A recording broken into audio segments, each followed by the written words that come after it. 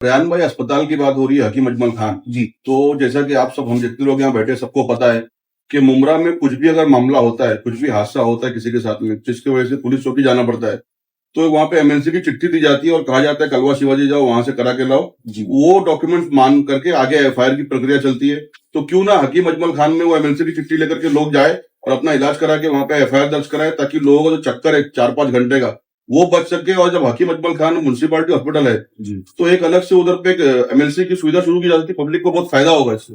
भाई आपका बहुत अच्छा सवाल है और ये जायज तौर पर होना चाहिए कि जितने भी मुमरा कौसा के मुकामी लोग हैं जिनको कलवा जाना पड़ता है और एमएलसी के लिए रिपोर्ट लेके रिटर्न आना पड़ता है, अगर ये फैसिलिटीज शुरू हो जाएगी तो इंशाल्लाह बहुत लोगों को फायदा होगा। लेकिन जैसे कि ये नया स्टार्टअप है, हॉस्पिटल एकदम से पहले से नहीं था, बहुत सारी चीजें थी। सर डायलिसिस यूनिट आया, उसके बाद में सर्जरीज के अंदर पहले हमारे पास हाइड्रोसील की और हर्निया की थी, अब दीगर सर्जरीज और बढ़ चुकी है। अभी हमारे पास ऑर्थो की, हमारे कुछ लोग हैं उनका नी रिप्लेसमेंट भी हुआ है और एंजियोग्राफी एंजियोप्लास्टी भी हो गई है। तो जैसे जैसे वक्त के साथ में हम आगे बढ़ते जा रहे हैं, बहुत सारी चीजें इसके अंदर शुमार हो चुकी है। और अल्लाह ने चाहा तो आपका बहुत अच्छा मशवरा है सवाल के तरीके से, इसको भी इंशाअल्लाह हम लोग इम्प्लीमेंट करने की कोशिश करेंगे कि जो भी मुमरा के लोग हैं जिनका टाइम और एफर्ट वेस्ट होता है यहाँ से शिवाजी हॉस्पिटल जाने में और वहां से आने में तकरीबन 2 से 3 घंटे लग जाते हैं, तो ये बहुत अच्छा सजेशन है। इसके ऊपर इंशाअल्लाह हम लोग मंडे को ही ये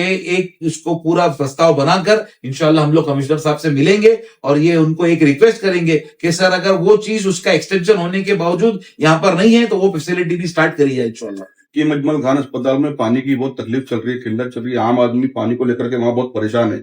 और जिसकी आप अभी ये करवाए ना, मेडिकल कैंप अरेंज करवाए आपने, लोगों को फायदा होगा। लेकिन जब बेसिक सुविधा ही उसमें उपलब्ध नहीं है तो कहां तक के फायदा करेंगे आप? और इसकी मांग करके वो पानी की दुविधा जो चल रही है उसको खत्म क्यों नहीं करवाते? देखिए, रशीद कंपाउंड का एक इलाका है, मैं जहां तक के पानी का, तो बहुत सारी चीजें आहिस्ते आहिस्ते आहिस्ते आहिस्ते यहाँ पर मुकम्मल हो गई। पानी की भी दिक्कत मेरे काफी प्रभाग में थी, लेकिन अल्हम्दुलिल्लाह अल्लाह के करम से रफ्ता रफ्ता ये चीजों पे कंट्रोल आया। अब एक हॉस्पिटल का जो मामला है, यहाँ पर हमें भी, हमारे भी कान पे आता है कि टैंकरों से पानी आ रहा है, पानी जो जितना लगना चाहिए, जितनी जरूरत है उतना मुहैया नहीं किया जा रहा है कॉर्पोरेशन द्वारा। तो इंशाअल्लाह जैसा आपने बताया उसके अंदर भी काम करने की मैं कोशिश करूंगा। और जो जिम्मेदार हमारे अधिकारी है, जो हमारे मुमरा प्रभात समिति के एग्जीक्यूटिव वाटर के इंजीनियर है कुलकर्णी साहब, उनके माध्यम से और सारे लोगों के माध्यम से इंशाअल्लाह ये एक आवाज और ये जो जरूरत की चीज है, क्योंकि पानी एक बुनियादी जरूरत है, और इंशाअल्लाह इसको भी करके पानी की पूर्ति करी जाएगी इंशाअल्लाह। हकीम अजमल खान हॉस्पिटल में 12 साल से कम बच्चों को एडमिट नहीं किया जाता, उनके लिए कोई इलाज नहीं है, उसके लिए क्या है? सर मुझे भी ये चीज का इल्म है, लेकिन जो पीडियाट्रिक सर्विसेज है या जो फैकल्टी है वो पूरी तरीके से एक्टिवेट नहीं है। देखिए, जैसा कि आप सब साफी हैं, मेरे से बेहतर आप जानते हैं कि एडल्ट का और बच्चों का डॉक्टर और उनका पूरा सिस्टम ही अलग होता है। लेकिन ये भी बहुत बुनियादी जरूरत है मुमरा शहर की, हमारे मुमरा कौसा की, और इसके ऊपर भी हमें संज्ञान लेना पड़ेगा। और सारी चीजें जो हम आज हमारी फैसिलिटी हमारे हॉस्पिटल में अवेलेबल नहीं है, जैसे भाई ने बताया, और दीगर चीजें, इस पे एमएलसी का एक मामला आया, एक हमारा डेथ सर्टिफिकेट का मामला आया, ये सारी चीजें हैं, वो हमको सारी रफ्ता रफ्ता इस बुनियादी सहूलतों को शुरू करवाना पड़ेगा। सर, मुमरा में जो बढ़ते ड्रग्स की प्रॉब्लम है, आजकल जो यंग यूथ है वो ड्रग्स की वजह से एजुकेशन को ना ध्यान देकर कहीं और पे जा रहे, तो ड्रग्स को रोकने के लिए क्या आपने कुछ अवेयरनेस प्रोग्राम चलाया? सर आपका थोड़ा सा सवाल में मैं चेंज चाहूंगा। अगर बच्चा एजुकेशन से टिल्ट हो जाएगा तो वो ड्रग्स की तरफ जाएगा, अगर वो एम्प्लॉयमेंट से टिल्ट हो जाएगा यानी बेरोजगारी का मादा अगर बढ़ जाएगा तो वो ड्रग्स की तरफ जाएगा। आपकी बात सही है कि हमारे यहाँ पर ड्रग्स का प्रॉब्लम है और उसके हल करने के लिए हमने बहुत सारी दीगर कोशिश भी करी, लेकिन आपको ये फैक्ट बताना पड़ेगा, मुझे और आपको दोनों को एक्सेप्ट करना पड़ेगा कि ये प्रॉब्लम है और हमने इसके ऊपर बहुत तरीके से काम किया। अभी भी हमने सीनियर साहब से मिलके इससे गुजारिश करी कि जिस जिस इलाकों में और जिन जिन इलाकों में हमने उसको नोटिफाई किया है उनको संज्ञान में लेते हुए हमने लेटर के द्वारा, रिक्वेस्ट के द्वारा किया है। लेकिन क्या ये प्रॉब्लम जो है ये वन वे प्रॉब्लम नहीं है, ये दोनों तरीके से होना चाहिए। इसके अंदर सबसे बड़ा रोल अवेयरनेस और वालिदैन का है। देखिए, आप अगर आए रशीद कंपाउंड में देखें तो एक इब्राहिम भाई, ज्यादातर हम लोग सब यहाँ के मुकामी लोग हैं, तो एक अवेयरनेस ये भी होना चाहिए कि मेरा बच्चा, मैं अपनी बात करता हूं दूसरों की तनकीद नहीं करते हुए, कि मेरे बच्चे किस वक्त क्या कर रहे हैं। 10 बजे 11 बजे, भाई 12 बजे भी बच्चे नीचे ही है, रिक्शा के अंदर क्या कर रहे वालिदैन पूछ रहे तो बोले नीचे बैठा हूं। तो यहां पर से ये चीज आती है कि वो बच्चा नीचे बैठे बैठे अचानक से कब वो गलत रास्ते पे चले जाता है मालूम नहीं पड़ता। तो अवेयरनेस सबसे पहले हमारे वालिदैन की होना चाहिए। देखिए हर आज बिल्डिंग, ऐसी कोई बिल्डिंग अचूकी नहीं है जिसके अंदर कोई एक ड्रग वाला बच्चा नहीं है। तो हमें फिक्र ये करनी पड़ेगी कि हमारी सोसाइटी के अंदर ये क्यों हो रहा है कि बच्चे ज्यादा से ज्यादा रुजू ड्रग्स की तरफ हो रहे हैं। तो इसका मेरे को जो कॉज समझ में आ रहा है अनएम्प्लॉयमेंट और लैक ऑफ एजुकेशन। इंशाल्लाह इस पे भी काम हो रहा है और अल्लाह ने चाहा तो हम ये इसको बंद करने की पुरजोर कोशिश करेंगे। रेहान भाई, जब ये बात निकली है ड्रग्स की और बच्चों को कंट्रोल करने की, तो हमारे रशीद कंपाउंड में होटल, चाय के होटल और चाइनीज के होटल रात भर चलते रहेंगे तो बच्चे कहां तक कंट्रोल करें? सर मैंने पुलिस डिपार्टमेंट में पत्र द्वारा ये चीज उनको सूचित कराई है। और वहीद भाई आपका बहुत अच्छा सवाल है कि होना भी ये चाहिए कि 12 बजे 11 बजे एक टाइमलाइन सेट होनी चाहिए, एक डेफिनेट टाइमलाइन। और जो सारी होटल्स है, सारे रेस्टोरेंट्स है, सारी चाय की टपरियां हैं और जहां जहां पर पब्लिक गैदरिंग है, ये सारी चीजें 11 बजे के अंदर। आपका सब बहुत अच्छा सवाल है जो कि रशीद कंपाउंड इससे जूझ रहा है।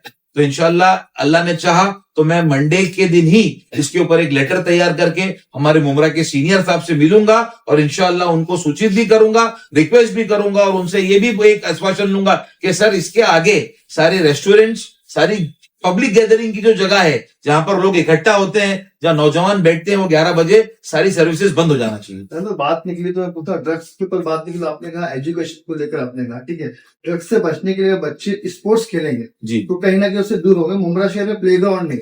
देखिए ये एक पूरा बुनियादी मसला है और ये मसले के लिए रेक्टिफाई करना है हमको। अब देखिए इब्राहिम भाई, सबसे बड़ा ये प्लेग्राउंड का जो मामला है, अब प्लेग्राउंड रशीद कंपाउंड की मैं बात करूं तो हमारा जो मरकजी इलाका है, पहले जब हम लोग क्रिकेट खेला करते थे, मैं, मेरे दोस्त, मेरे अहबाब, तो ये सारा पहाड़ी इलाका खुला था।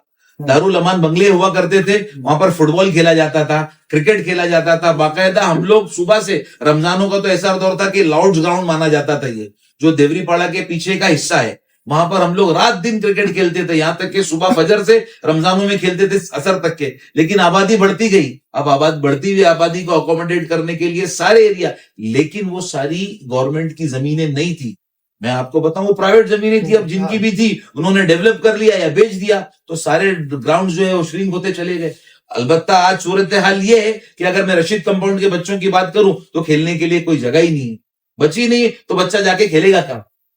अगर मुमरा पे नशे की बात की निकली है, मुमरा में अगर नशे की बात की जाए तो ड्रग्स का सबसे बड़ा अड्डा माना जाता है रशीद कंपाउंड, जहां के आप कॉर्पोरेटर हो। और रशीद कंपाउंड में एक विशेष समुदाय का नाम आता है, मैं नाम नहीं लेना चाहूंगा, एक विशेष समुदाय का नाम आता है जिसको इसका जिम्मेदार बनाया जाता है। तो आप इसको कैसा लेते हो और क्या ये सच बात है कि रशीद कंपाउंड मुमरा का नंबर 1 हब है नशे के लिए?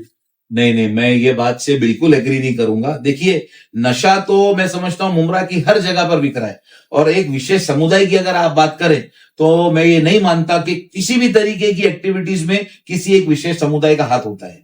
देखिए अच्छे बुरे लोग, सही और गलत हर जगह पर हैं, तो ठीक है नशा है, मैं इस चीज से इनकार नहीं करता हूं, लेकिन एक विशेष समुदाय की जो बात आती है तो मैं इससे भी एग्री नहीं करूंगा। नशे बेचने वाले हैं, मेरे को उनके नाम भी पता है और इंशाल्लाह मंडे के दिन मैं सारे नाम लेकर हमारे सीनियर साहब के पास बैठूंगा। लेकिन मैं आपकी बात से एग्री नहीं करता हूं कि रशीद कंपाउंड नशे का गढ़ माना जा रहा है, सारी जगह है।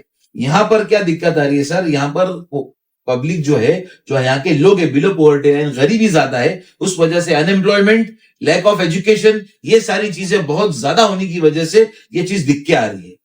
देखिए कि हमारा एक जो रशीद कंपाउंड का इलाका है, जैसे आप पीछे चले जाएंगे चरनीपाड़ा परिसर में तो पूरी 40 से सटा हुआ इलाका है, चाहे वो मुक्ता घरौंदा हो, चाहे झंडे वाले बाबा इलाका हो, चाहे जुबली पार्क का हो, चाहे उसके पीछे फॉरेस्ट का हो। तो गरीब इलाका होने की वजह से, शालियों का इलाका होने की वजह से लैक ऑफ अवेयरनेस है, लैक ऑफ एजुकेशन की कमी, और ज्यादा सबसे बड़ी वजह जो मुझे दिख रही है सर वो है बेरोजगारी, अनएम्प्लॉयमेंट। उसकी वजह से नौजवान तबका जो है उसकी तरफ रुजू हो जाता है। इंशाअल्लाह उनकी अच्छी काउंसलिंग, और अगर सबसे बेहतर काउंसलिंग कोई कर सकता है अपने बच्चों की तो वो है उनके वालिदैन। अगर थोड़ा सा वालिदैन टाइट हो जाएं और एक बच्चों का सिर्फ अपना टाइम मैनेजमेंट देख ले कि भाई 9 बज रहा है, आप घर पे अब तक नहीं आए, तो इंशाअल्लाह मैं समझता हूँ ये मसला हल हो जाएगा।